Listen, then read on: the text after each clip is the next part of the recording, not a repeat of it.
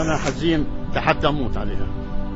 حطيت أماني مع أولادي حتى لما بموت إنه ياخذوا شوية رمل يحطوا لي إياهم بالقبر. في أغلى من الوطن يا حبيبي، في أغلى من الوطن. لا يمكن أنسى بلدي ومحو بلدي ووطني بجميعه من حدوده إلى حدوده مهما كان الثمن ومهما كان.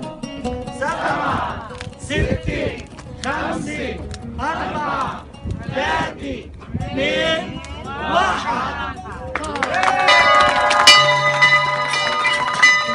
بينما تقرع الكنيسة أجراسها في 24 من كل عام ويحين موعد إضاءة الشجرة، يجتمع أهالي القرية للاحتفال بيوم الميلاد، هذا اليوم الذي يعتبرونه ميلادا جديدا لأحلامهم وآمالهم، أصبح ذكرى أليمة في قلوبهم لا يستطيعون نسيانها. هكذا الحال في قرية إقرث، هذه القرية الفلسطينية المسيحية المهجرة والتي تتبع لقضاء عكا وتبعد عنه 25 كيلومتر إلى الشمال الشرقي من البلاد، حيث بلغ عدد سكانها عام 1951 حوالي 490 نسمة. خلال الأشهر الأولى ومع بداية النكبة الفلسطينية، عاشت إقرث كباقي القرى العربية التي صمدت على أرضها وقاومت مصير التهجير. ولكن في 31 من تشرين الأول للعام 1948 دخل الجيش الإسرائيلي إلى القرية وطلب من أهلها تجهيز أنفسهم للرحيل إلى الرامة لمدة أسبوعين، معللا ذلك بأسباب أمنية وبالمحافظة على سلامة المكان. نزل الإقريثيون ضيوفا على أهل الرامة وعدوا الأيام ليعودوا إلى ديارهم. وبعد مرور أسبوعين على وجودهم في القرية، توجه الأهالي إلى مكتب الحاكم العسكري لطلب الحصول على تصريح للعودة إلى بيوتهم، لكن الحاكم العسكري رفض منحهم تصريحا للعودة إلى إقرث دون أن يبرر قراره.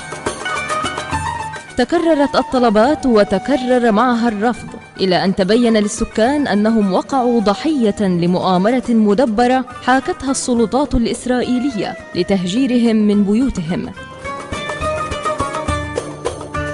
بعد مرور 2.5 سنين على تهجيرهم، نجح أهل القرية بانتزاع قرار من المحكمة العليا يقضي بعودتهم، لكن هذا القرار بقي حبرا على ورق حتى يومنا هذا. في عشية عيد الميلاد عام 1951 كان سكان القرية يستعدون للاحتفال بعيد الميلاد، ولكن قوات الجيش الإسرائيلي لم تسمح للفرحة أن تكتمل بعد أن قاموا بهدم جميع منازل القرية باستثناء الكنيسة والمقبرة. أهالي هذه القرية الذين يتميزون بأملهم، بتفاؤلهم، باعتزازهم وانتمائهم لبلدهم، بإصرارهم على الحق والعودة، فرغم السنوات العجاف الطوال لم تخب آمالهم في العودة لأرضهم ولا في الدفاع عن حقهم. كنيسة القرية بقيت شامخة وشاهدة على حياة ومعاناة أناس سكنوها، فأجراسها تقرع حزينة على فراقهم، وأمل العودة إليها لا يفارق أنظارهم منذ لحظة تهجيرهم، لعلها قريبا تقرع أجراس العودة والسلام.